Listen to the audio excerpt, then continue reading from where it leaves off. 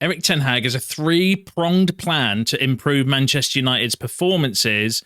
Interesting details about his new contracts are revealed. Hojlund will not be rushed back from injury, and find out what Casemiro didn't sign up for. This plus all the latest Manchester United news and transfer news. Welcome to Man United Review. My name's Jamie. Before we get into it, please smash a like on the video. Let's jump straight into it. So let's kick off with the Erik Ten Hag story. So this is coming from Chris Wheeler in the Daily Mail, where he said Erik Ten Hag is urging his players to be nastier as part of a three-pronged plan to improve Man United's performances this season. So, secondly, Ten Hag wants United to have more possession, telling his players they need to protect the ball better to control games. And thirdly, Erik Ten Hag has been drumming it into his players to be more positionally aware. He has been showing the squad videos to highlight the importance of good positioning in cutting out silly mistakes and unnecessary goals. Obviously, that hasn't been working very well so far then, if that's what he's been drilling into the players, considering, you know, more specifically the Brighton performance, because that second half just turned into an absolute mess where everybody, like, I remember seeing clips and highlights where Diego Dallo was the furthest player forward and almost playing as a striker, and then Brighton broke, nearly scored. We then went up the other end, created a chance that went back, and it just totally turned into a basketball game. So positionally, you know, our positional sense has not been very good so far, I would say, especially in that game. And then against Liverpool, I think it was more individual errors than necessarily positional sense, but that's the way Ten Hag sets them up. Like, I don't think that, you know, some of the players or the fullbacks specifically because a lot of the Liverpool goals were, you know, errors from the midfield where we either gave the ball away or lost it. And because we push our fullbacks up so high, they then ended up with a 3v2 or a 5v3 counter-attacking against us. But that's all the time, though. That was the same for the Brighton game. So there is a tactical kind of thing. But obviously the Brighton winner at the end, yes, positionally, everybody just fucked off out of position and decided to run at the ball like kids in a school ground.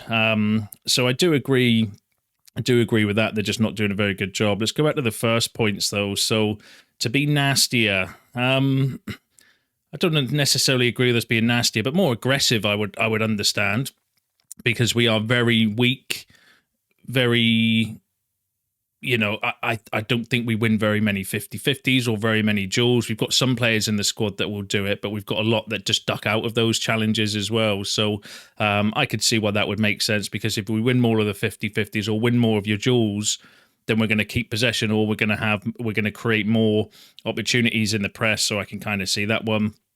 And possession, yeah, we've been, you know, I actually thought against Fulham we dominated the ball for large spells, and we actually looked pretty good doing it as well. So I do think that actually a more possession-based style of play does suit some of the players that we've got. I actually thought we created a couple of chances with it as well. When we turn it into a basketball match, I you know, it just becomes a case of, you know, can we just score our chance and stop them getting their chance? Because again, against Brighton, they could have easily scored a couple of goals against us on the counter-attack. I know we did score one that got disallowed, but, you know, it just becomes luck almost when it comes to that. So I kind of agree. I agree with those. A lot of people, though, will say, well, why is it in his third season and we're just deciding to change things now? There's a question. You can let me know what you think about that in the comments. But yeah, interesting, coming from Chris Wheeler, who's quite a credible source as well. Yeah, I think they're three glaringly obvious things that we can improve, but there's more than that. Do you know what I mean? Creating chances, scoring goals. You know, there's a lot to work on at United, which is, you know, it's going to be interesting going over I've got the next few fixtures coming up as well, so it's going to be an interesting few weeks ahead regarding that. But let me know what you think about the three-pronged plan in the comments. Now, the Muppeteers, who's also a credible source, had something really interesting to say regarding Erik Ten Hag. So he said the most important thing the board wants to see from Erik Ten Hag is to see the team playing a very specific style of play, consistently entertaining and understandable. Not specific in terms of the club selecting the style of play, which was interesting. So again, the Muppeteers are a credible source, and what he's effectively saying is that the Ineos and Dan Ashworth and all the kind of directors and stuff want to see a style of play, but they're not kind of saying you will play this specific style or you will play this particular player in this position. They just want to see something on the pitch. I think they've set up a parameter. So the way I kind of, because this isn't the first time the Muppeteers has said this, the way I kind of interpret what he's saying is that Ineos and Sir Jim or whoever it is has said, right, we want to play attacking, fast pace, high pressing football. And then Erik Ten Hag can pick the style of play, he can pick the formation, the players, but he's got like parameters that he has to abide by, is what I kind of feel about it. And at the minute, we're jumping from different styles in the different games, because against Fulham, I thought we were more possession based. I actually thought we looked good in spells in that game, at dominating the ball. And, there were times we had Fulham camped in their own half for like 10, 15 minutes where we were kind of bossing the ball and that around. Didn't really concede that many chances as well. So Fulham was, but then against Brighton, we did well, I thought, in the first half in spells, but second half it became an end, it became an NVN game similar to last season. And then the Liverpool game was just a disaster, where we didn't really do anything of substance. I can't really remember what our game plan was, apart from giving the ball away and conceding goals. That seemed to be the plan against Liverpool. So the kind of interesting thing from the Muppeteers is that he's effectively saying that Ineos are more, Ineos want to see Manchester United playing a very specific style of play. They believe the style of play is more important than wins and losses. And, as frustrating as that would be, I kind of get the point in what they're saying or what they're wanting, because how can you sign players, or how can you accredit blame to somebody if it's not going well, if you don't know what the plan is? Like, how can you say, that it's Casemiro's fault for the Liverpool game if he's being instructed to do that? So then is it Ten Hag's fault, or is it Eric, or is it Casemiro's fault? And then when you're looking at recruitment of players, how do you know if, we were linked with Eze yesterday, for example. So how do we know, is Eze going to be a good replacement for Ahmad or Rashford? Well, we don't know, because we don't know the style of play we're going to play. So we don't know who to recruit properly to fit that kind of style of play, because we just keep jumping around from different systems and different styles, and it's not sustainable, that. So effectively, that's what the Muppeteers and Ineos and that are looking for. They want to see a system. They want to see it consistently, so that they can then assess properly what's going on. Is it a player issue? Is it a manager issue? Is it a coaching issue? Because you can't fix a problem if you don't know what to fix. And that's the way I think they're kind of looking at it, which is, it is what it is, but it'll be frustrating. But I think that they would accept the losses if he was trying to implement a style of play, because even then from Ten Hag himself could defend himself and say, well, actually, I'm trying to play this style of play and I don't have the players to suit that system, so I need you to go out and recruit me a few more players, or I need this and I need that. And it just works better if you're doing that, in my opinion. But let me know what you think in the comments. And then the Muppeteers also said, and this was interesting regarding the contract situation, that Erik Ten Hag and Manchester United couldn't agree terms over a new contract in the summer. Ten Hag rejected certain things Ineos suggested. So apparently, according to reports and a few rumours, is that Ineos wanted to offer Erik Ten Hag a new contract. Erik Ten Hag apparently rejected some of the things that Ineos was suggesting in that contract, and effectively rejected the new contract, and that's why they've extended his current contract. So I know he signed a new deal, but it's just an extension. We've just done the plus 1 year that was already available in his current contract. Apparently Ineos wanted to give him a new contract, probably with different, to take away certain powers, because we know he does have a few things like vetoes on transfers and stuff. Apparently Erik Ten Hag wasn't happy with that. Probably wasn't happy with the fact that they were speaking to other managers all summer as well, to be truthful, to kind of stick up for Ten Hag in that situation. But the belief is that they couldn't come to agreement over a new contract, so that's why they did the +1 option on his current contract as well. So it'll be interesting to see how that plays out, because clearly Ineos did want to give him a new contract and maybe take away some of his powers, which Ten Hag wasn't happy about. So he rejected the contract, and that's why they did the kind of +1. So it's going to be interesting to see. So is there already like a bit of a clash of heads really regarding Ineos and Ten Hag? Who knows? I don't think so. I think Ten Hag would be the sort of manager to not take any shit if he wasn't happy with it. So it'll be interesting to see how that kind of plays out. But let me know what you think about that in the comments. So overall, just to kind of summarize, so Erik Ten Hag's apparently looking at three more things in terms of so to increase the kind of aggression in the team, which I agree with. The possession, I agree with, and positional sense, definitely I agree with. It's just a shame that it's year 3 and he's just noticing those because some of those issues were there last season, although obviously injuries and all that was a bit of a reason for that potentially. But yeah, and again, the takeaway, the Muppeteers always been, I've been saying for a few times now that United and Ineos are more interested in a style of play than they are results, which is really interesting. So that's going to be something to keep an eye on over the next few games, because if they don't see it and we start and the results don't go well, I mean, the pressure's already on Ten Hag, isn't it? Let's be honest. And looking at the fixtures, so our next 5 games, Southampton away, Barnsley at home in the Carabao Cup, Palace at home, FC20 at home, Palace away, 20 at home, and then Tottenham at home as well. So they're our next 5 fixtures. I mean, Southampton, Barnsley, we should be winning those games. Palace away, they stuffed us last season, didn't they? 4-0 was it? That was one of the lowest points of the season last season, and there were many to pick from. 20 at home, and then Tottenham at home as well. That's a fairly tough run of fixtures. But it's sad that we're sat here kind of thinking, well, because you don't know what you're going to get from United, do you? You don't know if we're going to get... we should be saying, well, we'll beat Southampton, beat Barnsley, beat Crystal Palace, beat 20, and then, the Tottenham game, they're a good team, could go either way. But you'd still fancy your chances at home against Tottenham. But I'm sat here thinking, Southampton away, tough game. Barnsley, we should be beating those. Palace away, very tough game. 20 at home, could be anything on a European night, and then Tottenham at home. And I'm sat here now thinking, well, I don't know what to expect from United. I don't know which United are going to turn up for those fixtures. But let me know what you think in the comments. How many of those games do you think we're going to win? How many of those next 5 fixtures? Let me know down below. Right, let's move on to some other news. So, and this came out from an Argentinian journalist. I don't know the credibility of, but he was reposted by some credible sources. I'm going to assume fairly credible.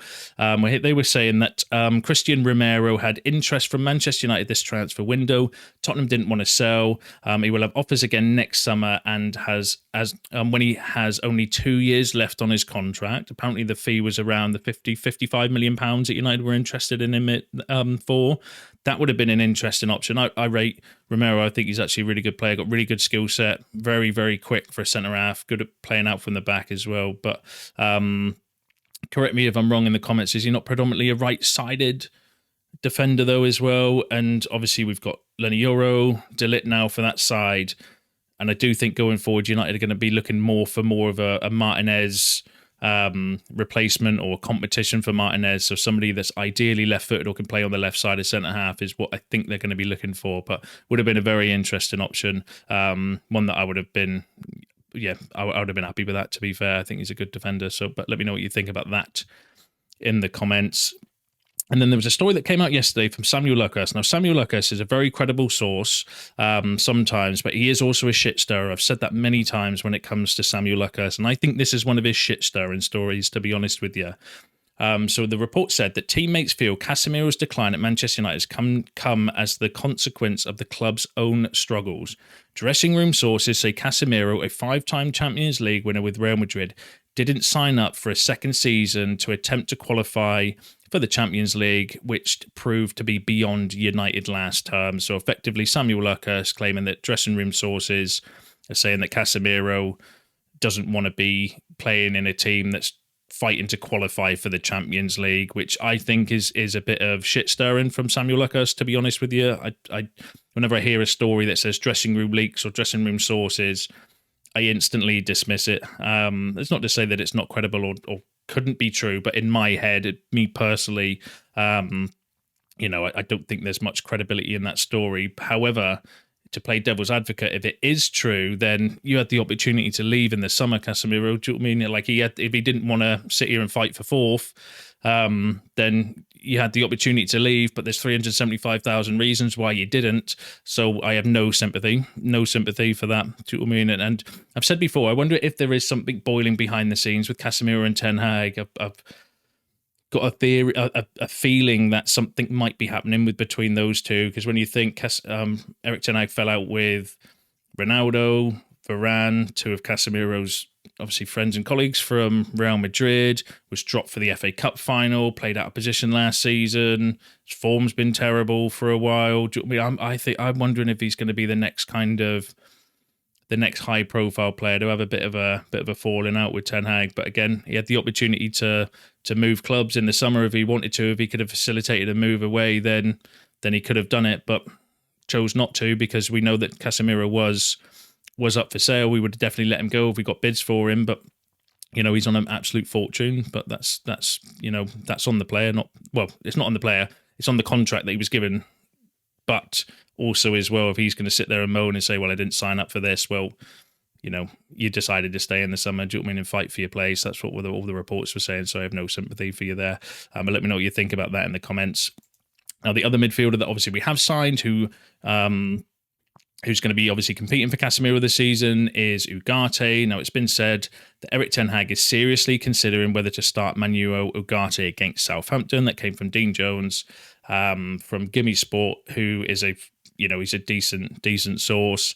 The interesting thing on here is that the Muppeteers were saying on Ugarte that the reason that his signing was delayed was apparently because Ten Hag didn't want to lose McTominay. So one of the reasons, not the only reason, but one of the reasons why he was signed so late, apparently according to the Muppeteers, was that Ten Hag didn't want to lose McTominay. And obviously we needed to remove McTominay to, one, get the transfer fees, but then also create the squad space in order to bring in Ugarte. And I don't want to bash McTominay.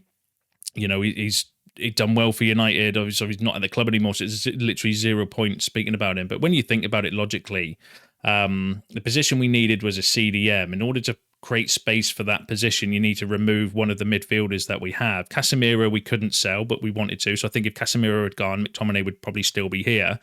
The only other option apart from that would have been is McTominay when you think about it, because Bruno you're not going to sell. Mason Mount you've just signed. Eriksen's not worth anything.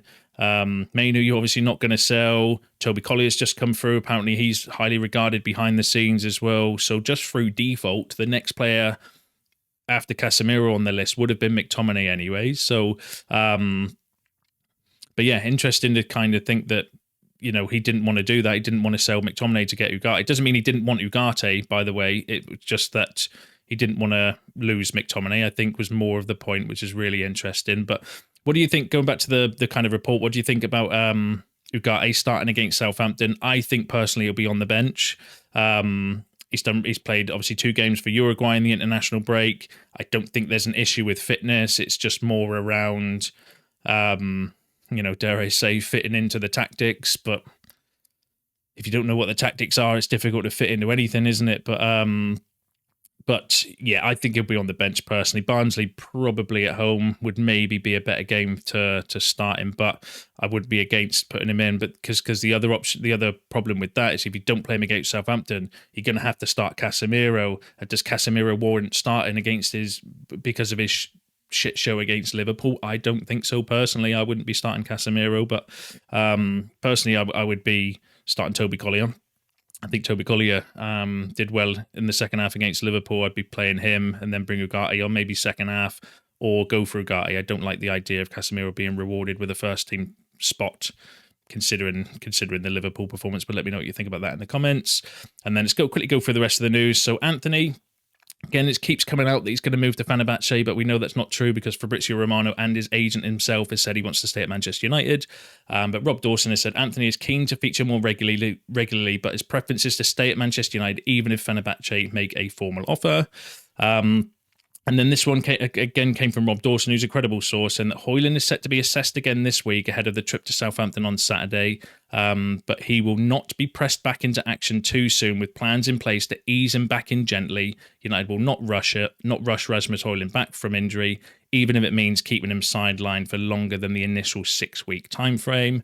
I agree with that. I think in the past we've had to rush players back, and then it's led to more injuries. Luke Shaw being a prime example of that, although obviously the player's got to take some responsibility to say, well, if I'm not fit or if I'm injured, I can't play. But But yeah, there's no rush anymore because we've got Xerxes in as well. I think last season when we had nobody, he would have probably been rushed back because we didn't have an alternative, because obviously Martial was with him in the sick bay. But now we've got Xerxes and got other options. I think that's probably the sensible thing.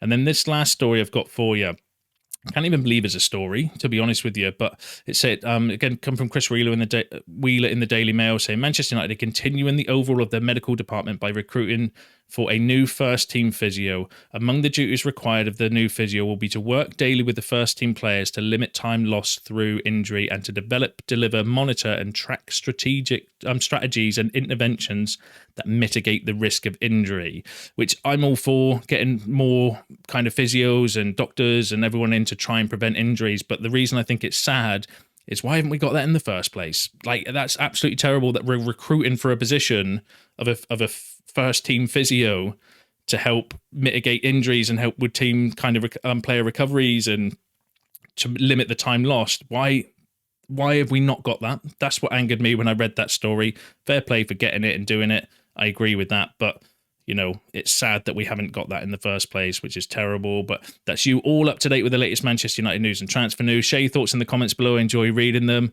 Don't forget to smash a like on the video on your way out. Subscribe to the channel if you are new, and I will see you in the next one.